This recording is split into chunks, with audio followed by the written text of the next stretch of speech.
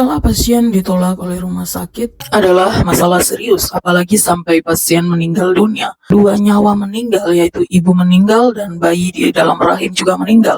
Ini pelanggaran HAM terberat. Direktur Eksekutif Papuan Observatory for Human Rights, POR, Thomas C. Syufi, menegaskan 4 rumah sakit di Jayapura yang menolak ibu hamil, Iren Sokai, 32, hingga menyebabkan kematiannya dapat diproses secara pidana dan perdata. Thomas menilai kasus ini sebagai kejahatan kemanusiaan dan pelanggaran HAM berat.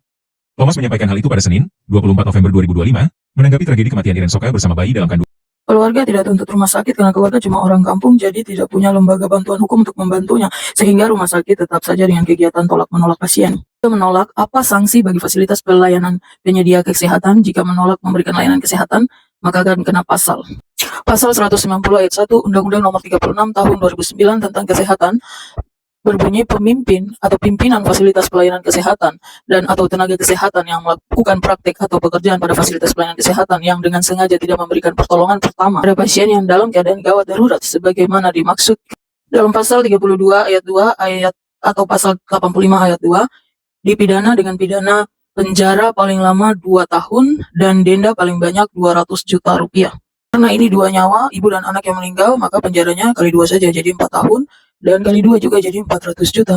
Ini saja undang-undang di negara kita ini dilakukan dengan benar, maka semua orang akan takut dan bekerja dengan benar dan baik tanpa melakukan pelanggaran-pelanggaran.